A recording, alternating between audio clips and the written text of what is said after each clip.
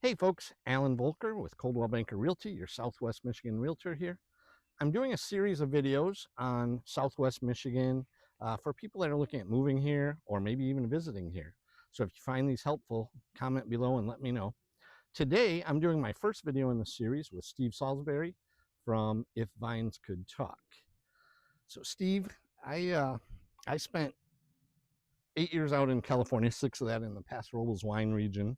When I went out there, um, I had an idea of the Michigan wine industry that was a lot different from what it was out there. More sweets, things like that. In 2005, when I moved back here, I was pleasantly surprised to find out that Michigan wine had grown, or maybe say matured. So, um, with all of your knowledge, how about you give us a quick history on Southwest Michigan and its wine, and maybe even just Michigan in general, but specifically Southwest Michigan? Okay, sure, happy to. So, number one, wine has not been in Michigan for only 20 or 30 years. Actually, the first commercial vineyards were planted over on the east side of the state in 1863, the first commercial winery in 1868. A couple of years later, the first commercial vineyards were planted on this side of the state, actually up by Lawton.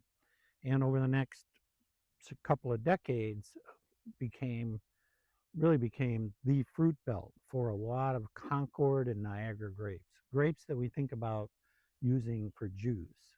And in 1919, in fact, the Welch's Juice Company built a plant in Lawton, Michigan.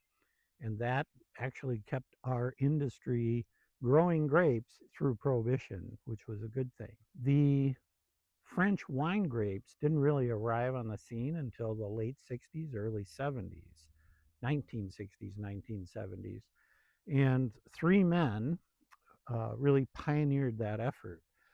Two of them were the founders of Tabor Hill Winery, which is just around the corner from us. Mm-hmm. And the third man actually was my father.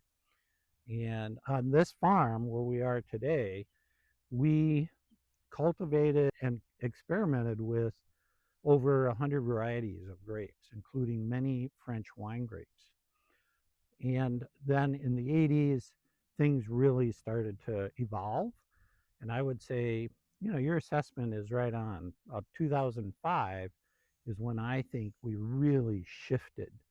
And now for the last couple of decades, we're really getting to a place where we can make very nice, premier, high-end table wines. Nice.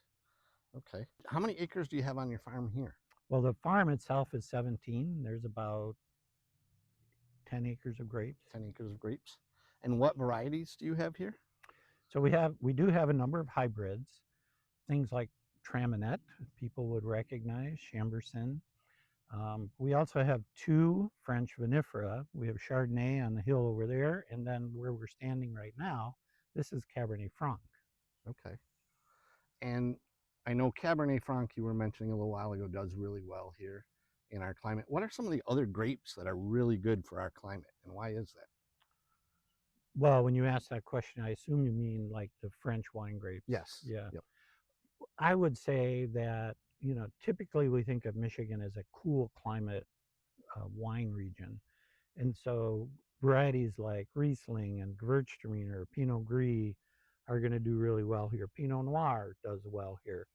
But we have some growers that are doing some pretty amazing things with Syrah and Cabernet Sauvignon and even Zinfandel, which are typically thought of as more warmer climate varieties.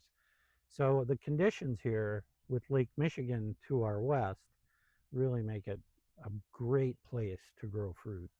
Okay. So, as I said, back in 2005, I left California, come back to Michigan. At that time, out in Paso Robles, there were about 80 wineries. And now there's over 200 wineries in that Paso Robles wine region, within about 15 minutes of where my house was. And, over the last few years, I've seen more and more wineries popping up. Do you see kind of the same thing happening here right now with the wine industry really growing here? Oh, definitely. I mean, just this year alone, I think we've had 2 or 3 new tasting rooms here in Southwest Michigan, let alone what's happening up north. So And, the statistics are kind of all over the place, but we're approaching 200 wineries now in the state, whereas 50 years ago, we had about 10. Wow, that's amazing. All right. And then one more thing I want to do before we part today. I know your podcast, If Vines Could Talk. I've watched some of them. I love the one where you did with the Filkins Vineyard, new owners, things like that. But tell us a little bit about what you do, what If Vines Could Talk is all about. Well, If Vines Could Talk, first and foremost, is a podcast focused on Michigan wine. Um, and I specifically interview winemakers, winery owners, shopkeepers, people who are influencers in our industry. I have a couple of lined up with sommeliers over in Chicago who are really big on what we're doing here in Michigan. So that's what I do first and foremost. But to sort of augment that and to make it a little more fun, I give talks about the history of winemaking in Michigan. I'll do those for profit groups or for nonprofit groups. Mm-hmm. And I also give private catered wine tastings featuring, of course, Michigan wine in partnership with the St. Joe Wine Shop. Okay, great.